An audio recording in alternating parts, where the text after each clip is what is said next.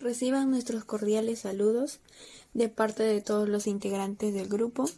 El presente trabajo estará centrado en la neurociencia.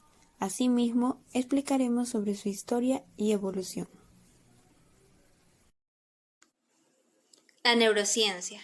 ¿Qué es? La neurociencia es el conjunto de disciplinas científicas que estudian el sistema nervioso, con el fin de acercarse a la comprensión de los mecanismos que regulan el control de las reacciones nerviosas y del comportamiento del cerebro.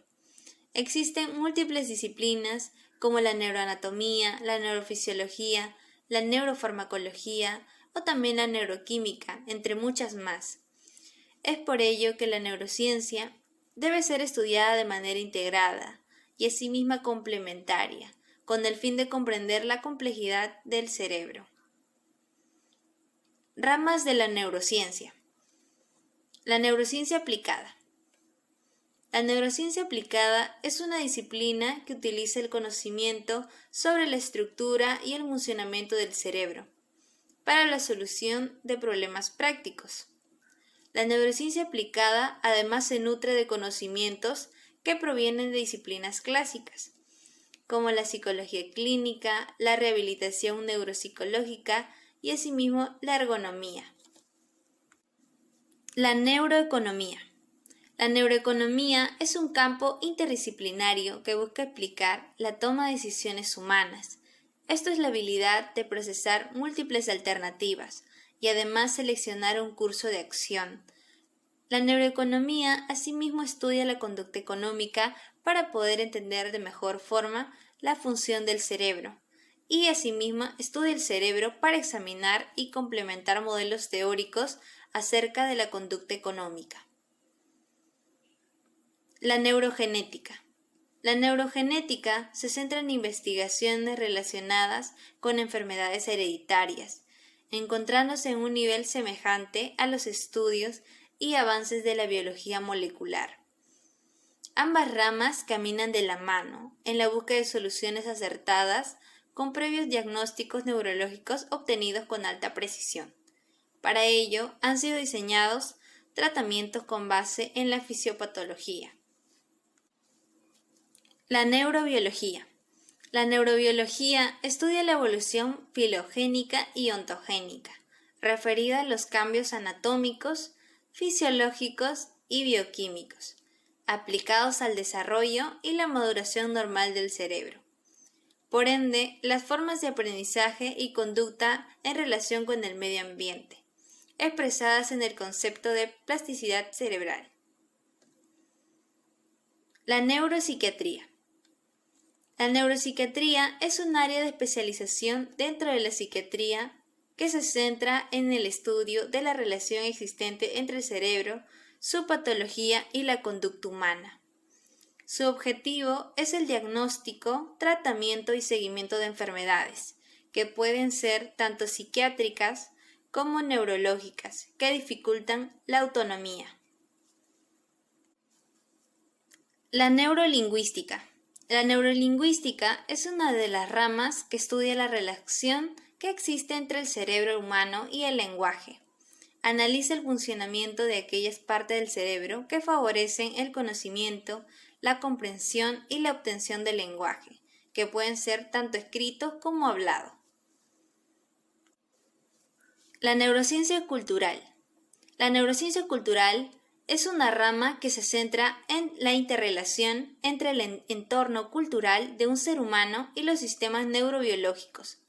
El campo incorpora particularmente ideas y perspectivas de dominios relacionados como la antropología, la psicología y la neurociencia cognitiva, para poder estudiar las influencias socioculturales en los comportamientos humanos. La neurociencia computacional. La neurociencia computacional se encarga del estudio de las propiedades de las conexiones neuronales y la recreación digital de dichas propiedades. La disciplina es el punto de conjunción entre la neurociencia y las ciencias de la computación. La neurociencia afectiva. La neurociencia afectiva es el estudio de los mecanismos cerebrales que subyacen a la emoción y la regulación de esta, Dado que la emoción es clave para el bienestar, el estudio de las bases neuronales de la emoción es fundamental para poder comprender cómo podemos cultivar el bienestar y el alivio del sufrimiento. La neurociencia del comportamiento. La neurociencia del comportamiento es una disciplina científica que pretende estudiar las bases biológicas de la conducta y de los procesos mentales que subyacen a ella.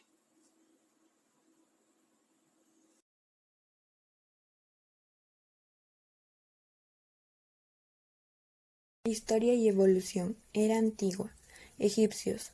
Describieron la sección transversal de la médula espinal en el ser humano, así como la jaqueca, la epilepsia y las secuelas de los traumatismos craneales, considerando que Egipto alcanzó un alto grado de desarrollo en todas las ramas del saber humano y hoy en día se considera la civilización madre de la medicina, cuyos aportes se deben a la momificación, donde extraían los órganos y los guardaban, pero el cerebro era desechado por considerarse víscera de segunda categoría. Griegos. Fueron los primeros en estudiar las enfermedades mentales desde el punto de vista científico, separando el estudio de la mente de la religión. Disecaron el cerebro y distinguieron el cerebro del cerebelo. Hipócrates. Fue visto como el médico más grande de todos los tiempos y basó su práctica médica en la observación y el estudio del cuerpo humano. Ubicó en el cerebro la capacidad para pensar, sentir o soñar. Sostenía que el cerebro era el culpable de la conducta humana a través de los ojos y oídos considerados ventanas del alma. Aristóteles. Es uno de los más célebres filósofos de la antigua Grecia. Se interesó por disciplinas tan diversas como la biología, la filosofía y la política. En todas ellas realizó interesantes aportaciones. Afirmó que el corazón era el centro de los sentimientos y el pensamiento. Era común. Galeno. Propuso que los nervios son un fluido secretado por el encéfalo y la médula espinal. Por todo el cuerpo distinguieron el cerebro del cerebelo. Consideraba al cerebro como una glándula secretora de humores y asiento del alma. Renacimiento, siglo XVI-XVII. Galileo Galilei. Se siembran los cimientos para la investigación a través del método experimental. Andreas Berzelius. Célebre anatomista que comenzó a diseccionar el cuerpo humano y abordó la anatomía del cerebro. René Descartes. Especuló que cada actividad de un animal era necesariamente una reacción de un estímulo externo. La conexión entre el estímulo y la respuesta se hacía a través de una conexión nerviosa. Thomas Willis. Tenía algunas nociones de la función cerebral, su localización y reflejos. Describió a la epilepsia, la apoplejía y la parálisis. Llamó finalmente neurología a la neurología. Inicio de la era moderna, siglo XVIII. Luigi Galvani. Pensaba que la electricidad era generada en el cerebro, transferida por los nervios, acumulada en los músculos y disparada para producir el movimiento de los miembros. Demostró que la estimulación eléctrica de un nervio producía una contracción muscular. Franz Joseph convenció de que las funciones mentales residen en áreas específicas del cerebro y que esto determina el comportamiento, y que el tamaño de regiones específicas del cerebro se correlacionaba con la fuerza de la facultad mental. Fue fundador de la frenología. Charles Bell, estimado por ser el precursor de la anatomía nerviosa moderna. Magendie describió que el cerebro modera el equilibrio estático y dinámico, que llevó a la conclusión de que los cuernos ventrales de la médula espinal eran motoras y dorsales sensoriales. Hahn Evangelista hizo la primera descripción de las neuronas, aunque muy prematuramente. Es más conocido por su descubrimiento de células, grandes neuronas con muchas ramificaciones de dendritas encontradas en el cerebelo.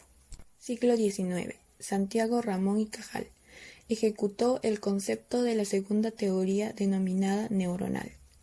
Las neuronas son independientes. Hans Berger implantó el concepto de electroencefalograma para registrar el cerebro. Siglo XX. 1969. Surge la sociedad de neurociencia más grande del mundo. Actualmente sigue siendo un referente mundial, al igual que su encuentro anual. Alexander Luria propuso la acertada idea de que no era los fragmentos del cerebro los que realizaban las funciones, sino que éstas eran frutos de sistemas funcionales complejos. 1990. El Consejo Asesor del Instituto Nacional de Trastornos Neurológicos y Accidentes Cardiovasculares publica un documento llamado Década del Cerebro, respuestas a través de la investigación científica, en el que se recogieron 14 teorías de trastornos neurológicos poco investigados hasta entonces, pronosticando un gran avance en la investigación científica. 2002. La Escuela Politécnica Federal de Lausana, en Suiza, lanza el proyecto Blue Brain, con la idea de crear una simulación del cerebro mamífero a nivel molecular para estudiar su estructura. Aplicaciones actuales. Una de las aplicaciones de la neurociencia es sobre el aprendizaje y la educación. En la educación, la neurociencia ayuda a comprender cómo influyen las emociones en el proceso de enseñanza-aprendizaje. En multitud de ocasiones se ha demostrado que se aprende experimentando y que este aprendizaje se recuerda con mayor facilidad si interfiere alguna emoción. Hoy sabemos que se aprende más rápido y se establece mejor conocimiento cuando las emociones entran en el juego del proceso de aprendizaje. Para conectar con la emoción de los alumnos, una de las claves es despertar la curiosidad, que lleva a aumentar las ganas de aprender. En el deporte. En síntesis, la neurociencia refuerza la preparación física de un deportista, ayudándolo a estar mejor capacitado para enfrentar las situaciones decisivas de una competencia. Además, permite comprender las relaciones entre el cerebro humano y las posibilidades motrices del cuerpo de un atleta. Por ejemplo, en el fútbol, la neurociencia se puede utilizar como aportación científica para conocer lo que ocurre en el cerebro de técnicos o jugadores, para de cierta manera mejorar su efectividad y ejercer una influencia positiva en su comportamiento y juego. Es de suma importancia recalcar que la calidad del sueño influye mucho en el rendimiento deportivo. Estudios que se hacen con nootrópicos que llegan a ser suplementos utilizados para mejorar las capacidades cognitivas, la energía, la de mejorar la calidad del sueño o el rendimiento deportivo. Como dato relevante, es necesario decir que la aplicación más importante de la neurociencia es entender cómo funciona el cerebro humano y poder curar aquellas patologías que surgen por el incorrecto funcionamiento del sistema nervioso o del cerebro, o simplemente mejorar nuestra salud cerebral. Ahora hablaremos de la importancia de las neurociencias tanto en la motivación, las emociones y los trastornos de ansiedad.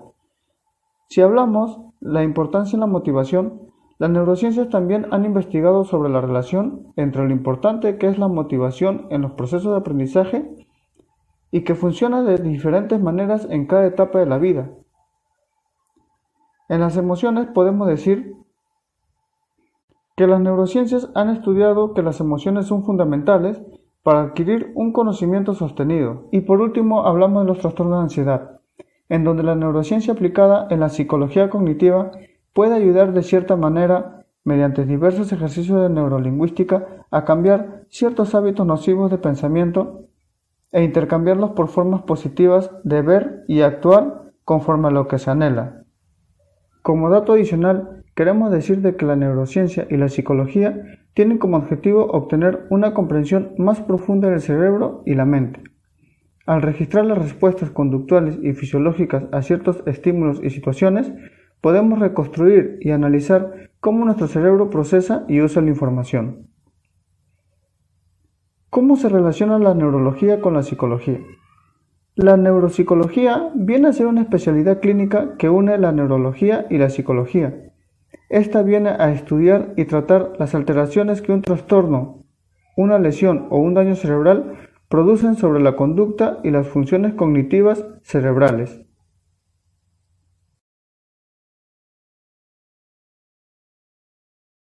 Esta fue nuestra exposición. El tema trato de neurociencia, historia y evolución con nuestra docente Ketty Flores Yaye y los integrantes del grupo de la Universidad San Juan Bautista.